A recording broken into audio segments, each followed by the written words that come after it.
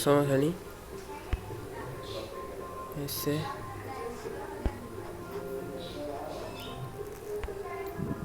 vocational books 10th guide class 1 to 10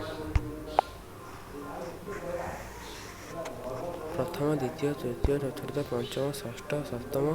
ଅଷ୍ଟମ ନବମ ଦଶମ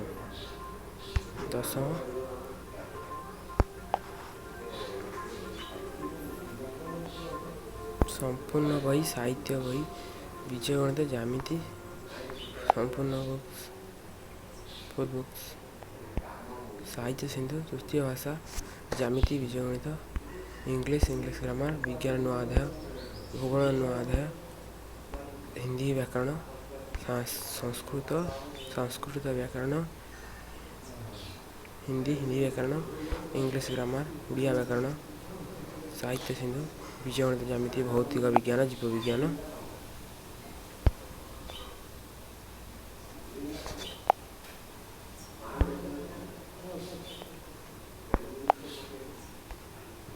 ଦଶମ ଶ୍ରେଣୀ ଭୌତିକ ବିଜ୍ଞାନ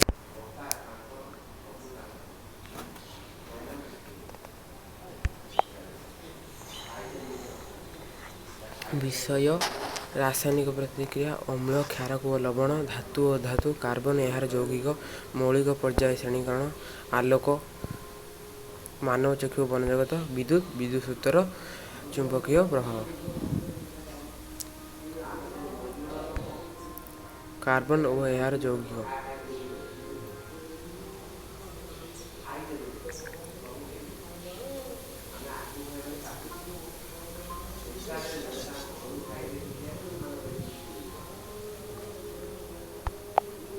ରାସାୟନିକ ପ୍ରତିକ୍ରିୟା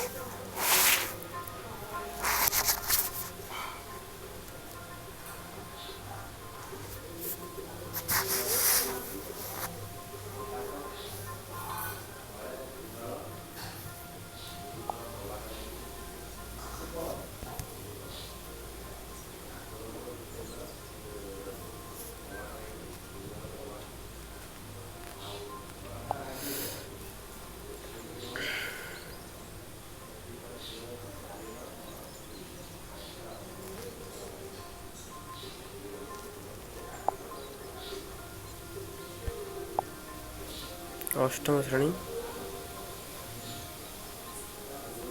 ବିଜୟ ଗଣିତ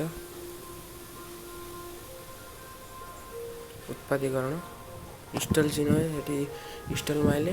ତାହେଲେ ଆମର ଡିଲିଟ୍ ଡକ୍ୟୁମେଣ୍ଟର ଆସିବ ଚିହ୍ନ ତା ଯାଇକି ଡକ୍ୟୁମେଣ୍ଟ ବି ହେବ ଫର୍ସି କ୍ୱେଶ୍ଚନ୍ ସେମ୍ ଅଛି ବହି ପୁରା ରିଏଲ୍ ଚତୁର୍ଥ ଅଧ୍ୟାୟ ଉତ୍ପାଦୀକରଣ ଫ୍ୟାକ୍ଟରାଇଜେସନ୍ ଉପକ୍ରମଣି ପୂର୍ବ ଶ୍ରେଣୀରେ ଗଣନ ସଂଖ୍ୟାମାନଙ୍କର ଉତ୍ପାଦକ ବା ଗୁଣନୀୟକ ନିର୍ଣ୍ଣୟ କରିବା ଶିଖିଛ ଏବଂ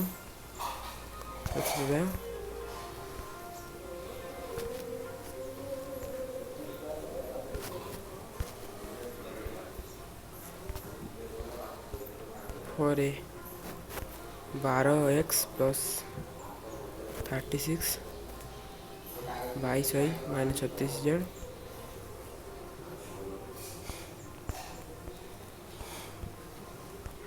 a² + xy + 8x + 8y ab + db + ac + bc ପଦର ଦୁର୍ଗା ତଥା ବିଭକ୍ତ କରିପାରେ ଉତ୍ପାଦକ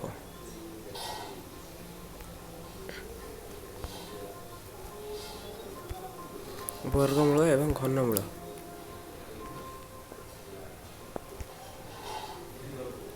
ବର୍ଗମୂଳ କାଢ଼ିବାର ପ୍ରଣାଳୀ ବର୍ଗମୂଳ ଓ ଘନମୂଳ 6 ଚାପ୍ଟର ପୂର୍ବ ଅଧ୍ୟାୟରେ ପରିମେୟ ଆଧାର ଏବଂ ଘାତାଂକୀୟ ରାଶି ସମ୍ପର୍କରେ ଆଲୋଚନା କରାଯାଇଛି।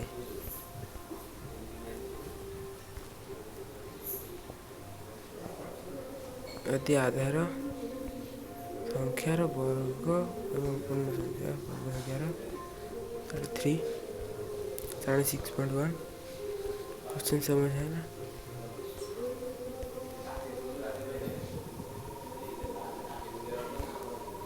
टू स्क्वायर प्लस 4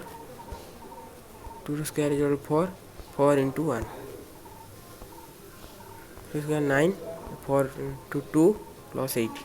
इत्यादि।